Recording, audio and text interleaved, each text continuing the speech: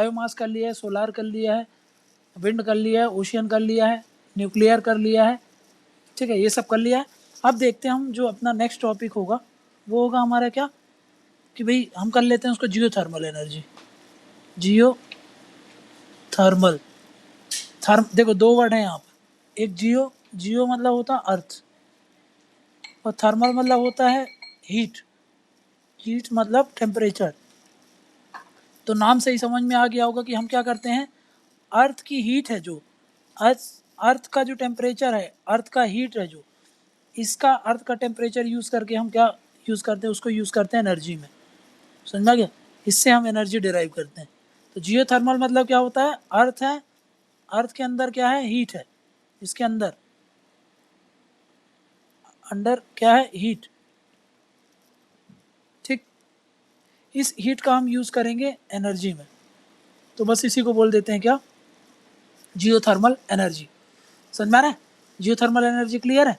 अब देखो हम क्या बोल रहे हैं, अर्थ जो है ये क्या है, एक तरीके से रिजर्वायर है। रिजर्वायर मतलब समझते हो ना, रिजर्वायर मतलब जो किसी चीज़ को रखता है अपने अंदर, किस चीज़ को, ये रिजर्वायर काहे का है, मैंने अभी बताया कि भाई इसमें क्या है, अंडरग्राउंड, इसके अंडरग्राउंड में देखो, एक अंडरग्राउंड में भी इसके पास खूब सारा हीट है ना। इसके अंदर नीचे जाते जाओगे, ये अर्थ है, सरफेस है, यहाँ से जब तुम नीचे जाते जाओगे तो हमको पता है ना कि टेम्परेचर क्या होता है, बढ़ता है।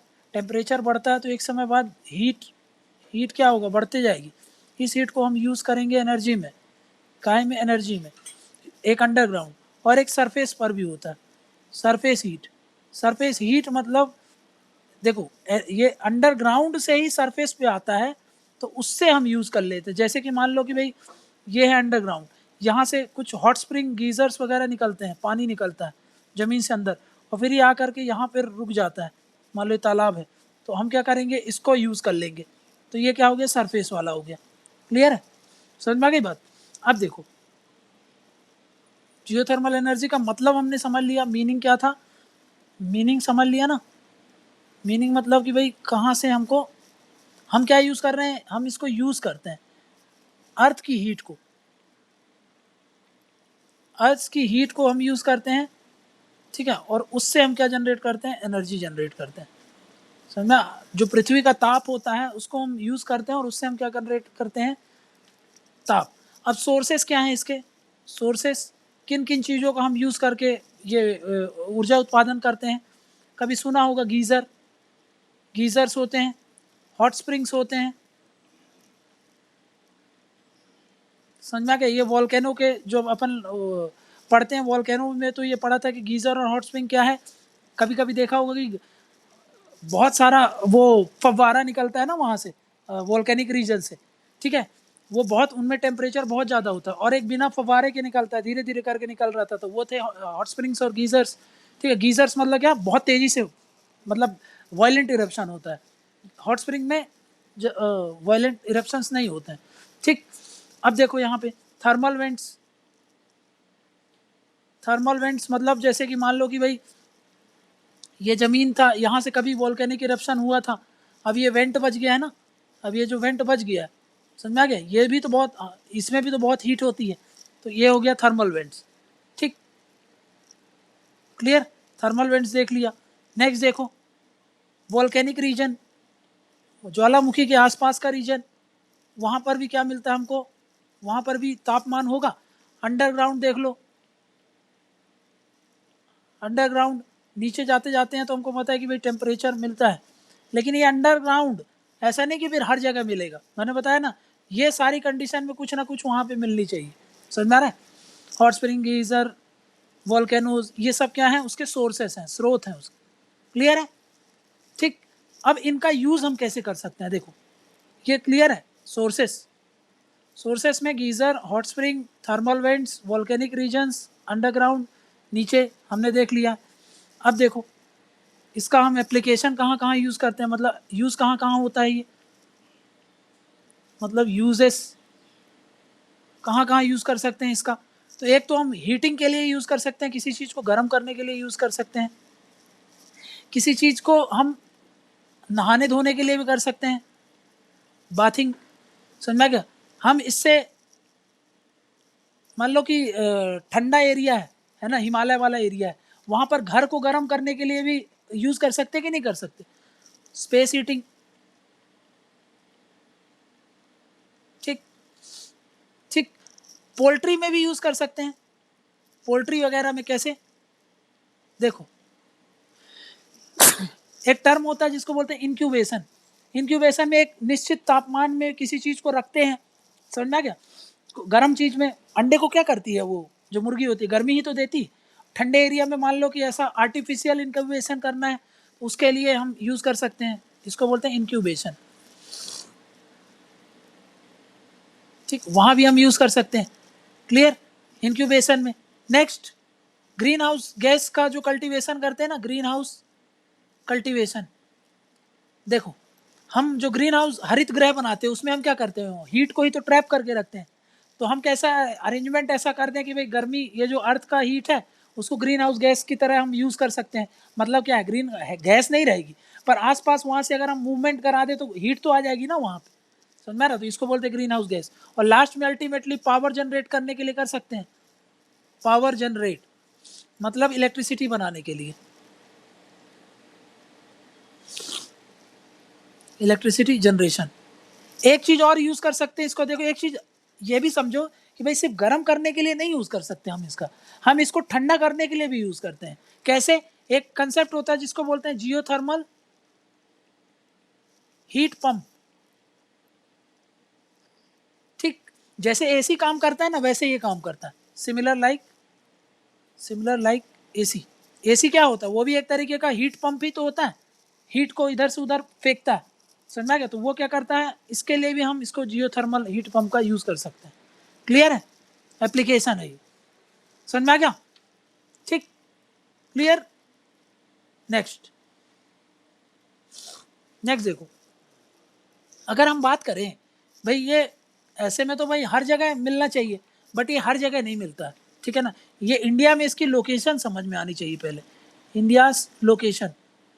हर जगह नहीं मिलेगा ये, हर जगह हम इससे बिजली उत्पादन नहीं कर सकते, इसमें कुछ निश्चितता, कुछ एक फिक्स लोकेशन होती है, ठीक। कैसी लोकेशन है वो? देखो अगर मैं इंडिया में बना दूँ इसको,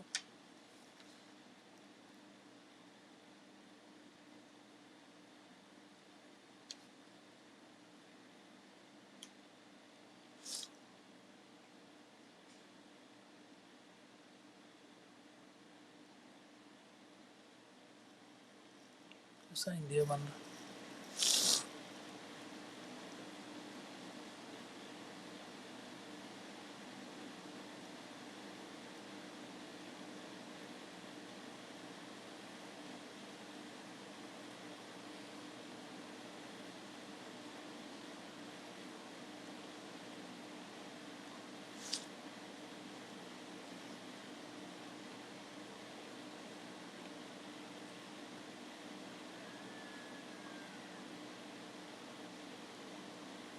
ठीक। हाँ देखो अब इधर पे समझो, इसमें कुछ रीजन्स बना रहा हूँ, उनका नाम याद रखना कि भाई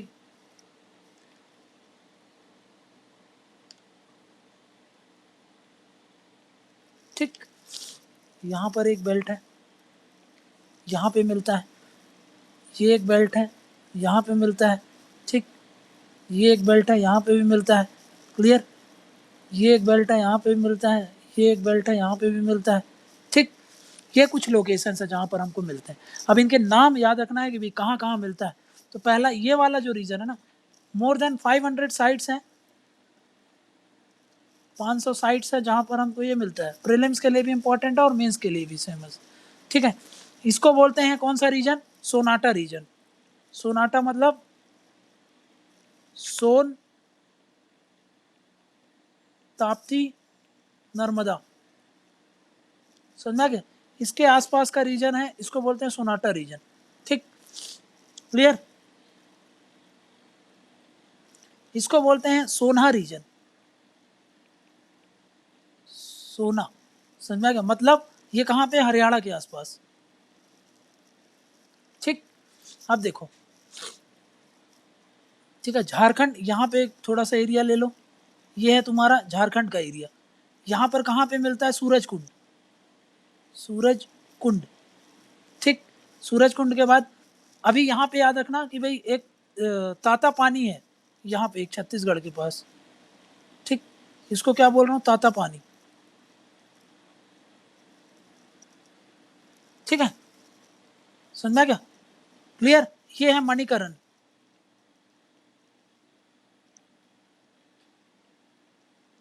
ठीक, और यहीं पर तुमको बद्रीनाथ वाला एरिया भी मिल जाएगा, बद्रीनाथ जहाँ पे तपोवन का रीजन है, ठीक है, क्लियर, समझा क्या।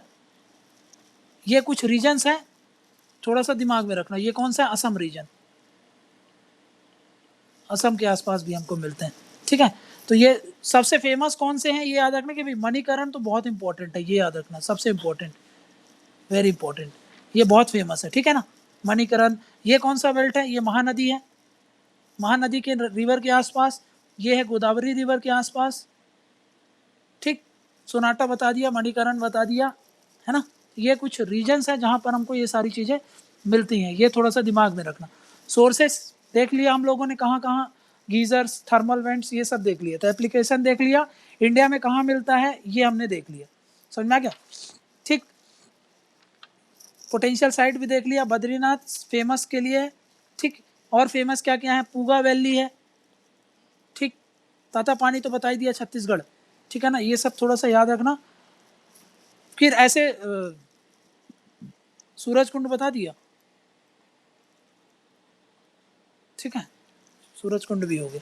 तो ये कुछ लोकेशंस है जहाँ पर हमको ये सारी चीज़ें मिलती हैं। अब देखो इसमें से हम कैसे यूज़ करते हैं, यूज़ समझते हैं कि भाई कैसे काम करता है, प्रिंसिपल समझो इसका। देखो ये है ज़मीन, ठीक, ज़मीन के नीचे मान लेते हैं कि भाई ये मैग्मा चेम्बर है। मैग्मा चेम्बर होता है मतलब यहाँ पे टेम्परेचर बहुत ज़्यादा होगा, और ये उसके आसपास के क्या हैं, चट्टाने हैं, ठीक है, ये उसके रॉक्स हैं। ये जो रॉक्स होंगे इनका भी टेम्परेचर कैसा होता है, टेम्परेचर बहुत ज़्यादा होगा। मान लेते हैं कि भाई यहाँ पर कुछ वाटर के रिजर्वायर्स मिलते हैं, ठीक है, ये कुछ वाटर है ना, पानी यहाँ पे मिल रहा है, ठीक, इनका भी टेम्परेचर कैसा होगा, टेम्परेचर बहुत ज़्यादा होगा, समझ में आ गया। और ये टेम्परेचर 100 डिग्री से भी ज़्यादा होता है, समझ में आ गया, क्यों, क्योंकि यहाँ पे प्रेशर भी तो बहुत ज़्यादा है, प्रेशर बहुत ज़्यादा होता है तो टेम्परेचर और ज़्यादा बढ़ जाता है, उसका बताया था ना, क्लियर। हम क्या करें, हम क्या करें भाई, यहाँ पर सोचो, ये वाटर बहुत ज़्यादा है ना, ये वाटर है, इसका टेम्परेचर, ये वाटर है, इसका टेम्परेचर, ये वाटर है, इनका टेम्परेचर बहुत ज़्यादा है, प्रेशर भी बहुत ज़्यादा है। इसमें से देखो दो चीज़ है, एक तो वार्म वाटर है और इसमें ही एक स्टीम भी है, समझना कि दो चीज़ यूज़ हैं।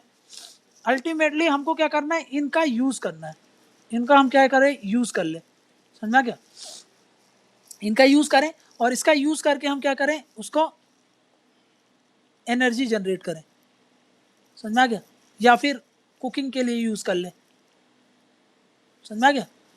तो इसी को हम बोल रहे हैं कि भाई हम क्या यूज़ कर रहे हैं, जियोथर्मल का यूज़ कर रहे हैं, समझ में आ रहा है। या तो हम इनको डायरेक्टली इन्हीं का ही यूज़ कर सकते हैं, डायरेक्टली इन्हीं पानी का ही यूज़ कर लें हम, समझ में आ रहा है। या फिर हम क्या करें भाई, ऊपर से हम पानी भेज दें, नीचे गर्म हो जाएगा, उसको ले आए हम वापस। तो डायरेक्टली और इनडायरेक्टली दोनों रूप से हम कर सकते हैं। अभी एक डायरेक्टली का एग्जांपल दे रहा हूँ और एक इनडायरेक्टली का एग्जांपल दे रहा हूँ। एक मैं यहाँ पे डायग्राम बना रहा हूँ, ये बना लिए हो, ये बन गया। अब देखो ये है ज़मीन, इसके नीचे यहाँ पर समझते हैं कि भाई यहाँ पे टेम्परेचर बहुत ज़्यादा है, समझ में आ गया। हमने क्या किया, हमने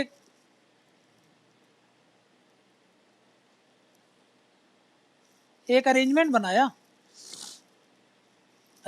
यहाँ से पानी आ रहा है, देखो यहाँ से हमने वाटर डाला और यहाँ से पंप से हम उस पानी को निकाल रहे हैं, ठीक। देखो यहाँ पानी डालेंगे, यहाँ पर क्या है, ये वाटर है, नीचे जाएगा, नीचे जाएगा तो यहाँ पर ये इसमें टेम्परेचर बढ़ गया, टेम्परेचर बहुत ज़्यादा बढ़ेगा क्योंकि यहाँ का तापमान बहुत ज़्यादा है, यहाँ पे हीट है बहुत, समझ में आ गया, ये तो बहुत गर्म है। तो यहाँ से अब जो पानी होगा वो गर्म हो जाएगा, ठंडा नहीं रहेगा, समझ में आ गया, ठंडा नहीं रहेगा। प्लस यहाँ पर क्या होगा भाई, सुपर हीटेड है ना, ये तो सुपर हीटेड, बहुत ज़्यादा गर्म है। तो ये यहाँ आकर के ये काहे में कन्वर्ट हो जाएगा, स्टीम में, वाष्प में कन्वर्ट हो जाएगा। समझा कि यहाँ से जब निकलेगा तो ये काहे में है, ये पूरा स्टीम है। अब इस स्टीम को अगर मैं यूज़ कर लूँ, सोचो इसको मैं यूज़ कर लूँ, यहाँ पे लगा दिया टरबाइन,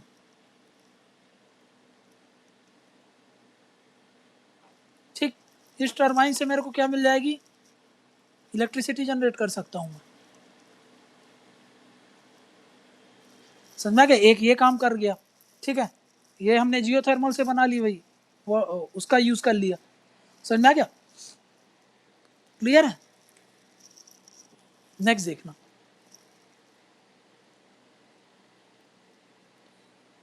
ये ठीक, नेक्स्ट देखो, नेक्स्ट क्या बोल रहा हूँ मैं कि भाई एक काम करते हैं, हमने पता था ना कि भाई ये है मैग्मा चेम्बर, मैग्मा चेम्बर, ठीक, यहाँ का टेम्परेचर कैसा है आसपास का, इस पूरे एरिया का टेम्परेचर बहुत ज़्यादा होता है, टेम्परेचर वेरी हाई। अब देखते हैं कि भाई मान लो यहाँ कहीं अगर वाटर का रिजर्वायर है, यहाँ पर जो वाटर होगा उसका भी टेम्परेचर बहुत हाई होगा, लेकिन मान लो किसी कारणवश यहाँ से फ्रैक्चर या फिर कुछ भी हो गया, है ना, ये फ्रैक्चर्स हैं, फॉल्ट लाइंस हैं,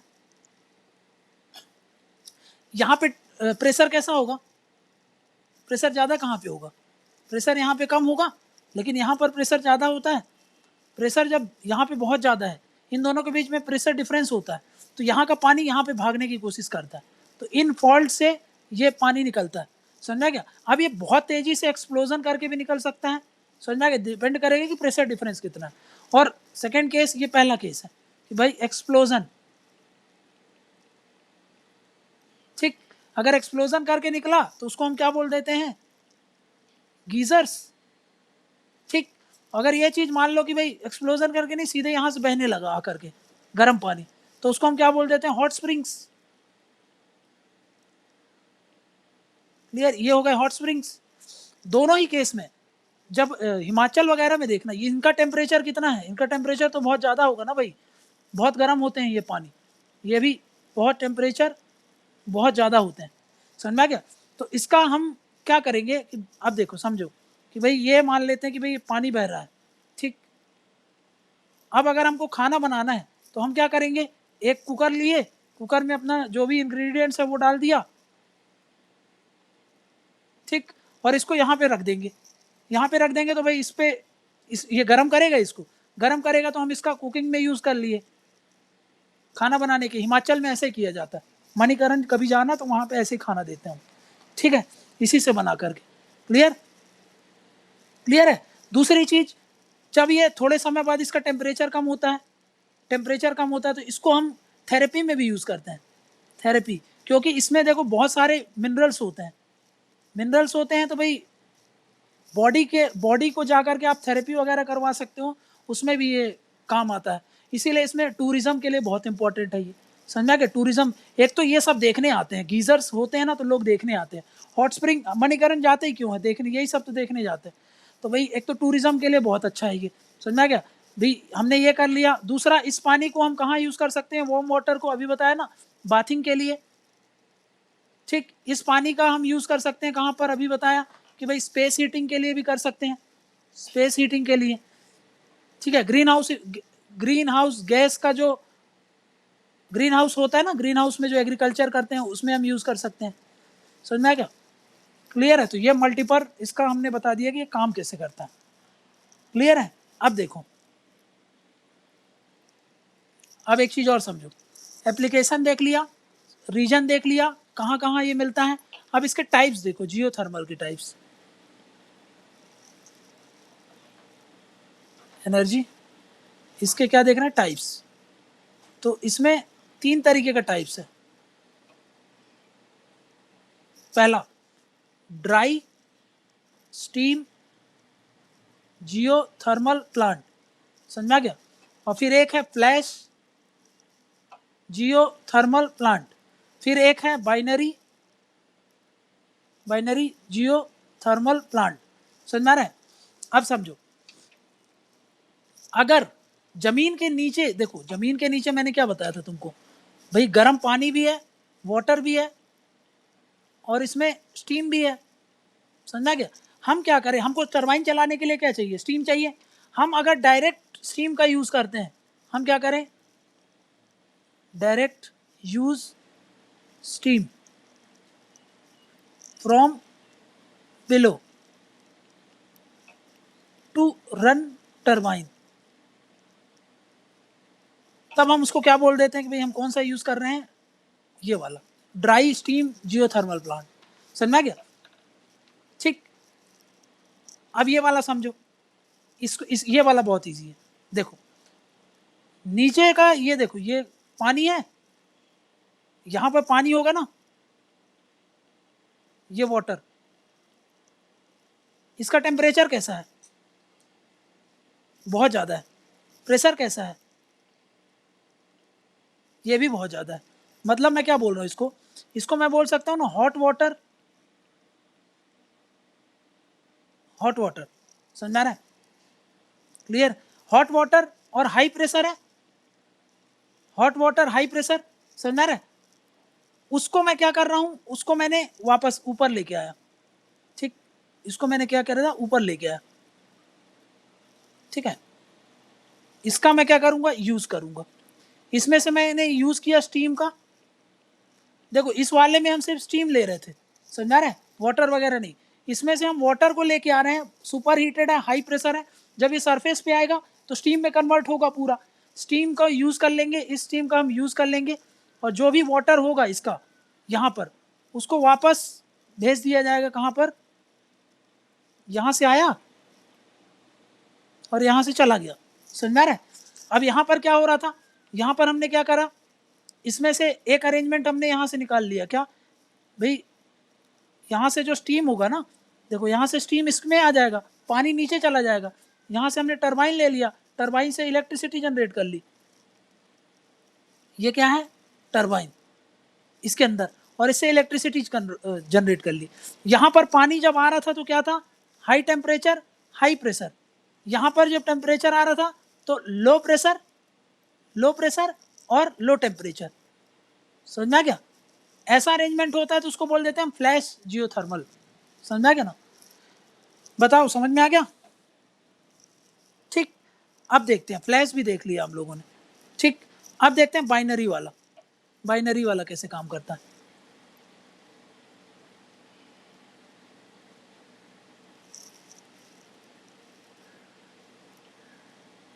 बाइनरी वाले में हमने क्या किया, देखो इसमें से इसी का स्टीम यूज कर रहे थे, इसी का स्टीम जा रहा था। अब मैं क्या कर रहा हूं, उस पानी को नीचे से लेके आया मैं। ठीक, इसको इधर बनाता हूं नेक्स्ट वाले में।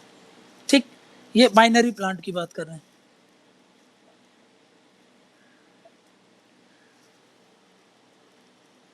ये है नीचे से मैंने क्या लिया, यहां से ऊपर आ रहा है क्या, हॉट वाटर। समझा गया? इसको मैंने नीचे से एक्सट्रैक्ट किया, ये क्या है, हॉट वाटर।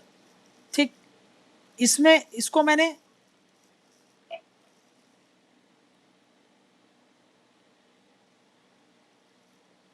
ये है इवेपोरेटर। ठीक, ये इवेपोरेटर है, ये पाइप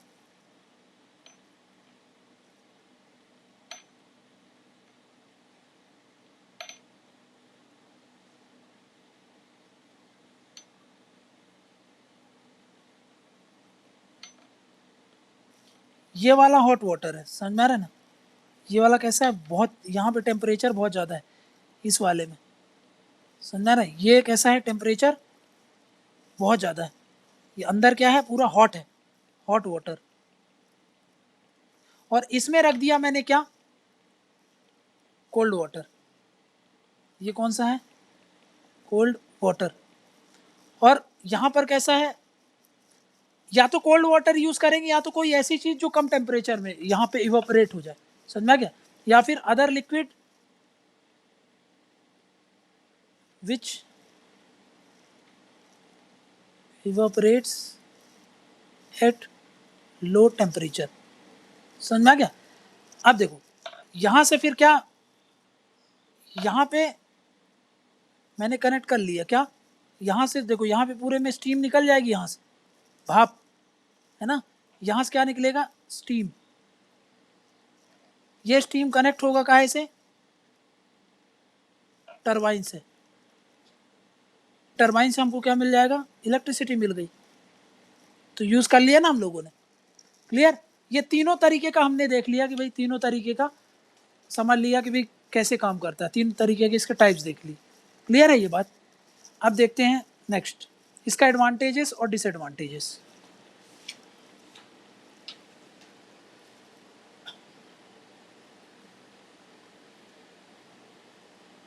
एडवांटेजेस क्या है इसका? पहला एडवांटेज कि भाई ये कैसा है, ये रिन्यूएबल है। ठीक।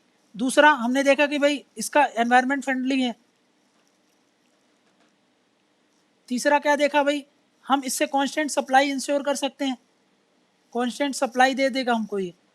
ठीक। नेक्स्ट इसका जो कॉस्ट इफेक्टिव है ये। देखो शुरू में तो बहुत ज़्यादा लगता है, इसमें पैसा बहुत ज़्यादा लगेगा इन्वेस्टमेंट, बट एक बार वो काम करना चालू कर दिया ना तो हम कम पैसे में ऊर्जा लगा सकते हैं। बट इसका मतलब ये नहीं कि भाई बहुत सस्ता हो गया ये, मतलब भाई कॉस्ट जो होता है ना पर यूनिट वो सस्ता होता है बस। प्लांट लगाएंगे, मेंटेनेंस कॉस्ट भी हाई है इसका, बट फिर भी इसको हम क्या बोल रहे हैं, कॉस्ट इफेक्टिव है ये। समझा क्या?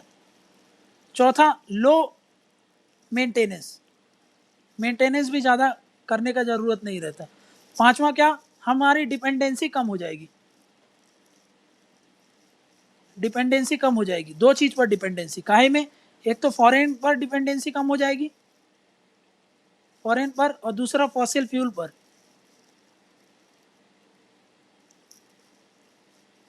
ठीक है, समझ आ गया?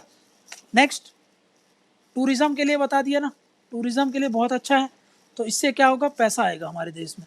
समझ आ गया? नेक्स्ट लास्ट में तो एवरग्रीन पॉइंट सब रहेगा ही क्या, कि भाई एनर्जी सिक्योरिटी हम बना सकते हैं, जो हमारी ऊर्जा संकट है ना उससे हम निपट सकते हैं, एनर्जी सिक्योरिटी बना सकते हैं। क्लियर है ये बात? और इससे सोचो एम्प्लॉयमेंट भी तो बनेगा, टूरिज्म होगा तो लोगों को रोजगार मिलेगा, एम्प्लॉयमेंट। डिसएडवांटेज क्या है, तो समझ लो सबसे पहला कि भाई लोकेशन स्पेसिफिक होता है ना, हर जगह मिलता नहीं है, तो सबसे पहला लोकेशन स्पेसिफिक। ठीक, लोकेशन स्पेसिफिक है। नेक्स्ट देखो, बहुत इन्वेस्टमेंट चाहिए, ठीक है, लार्ज इन्वेस्टमेंट।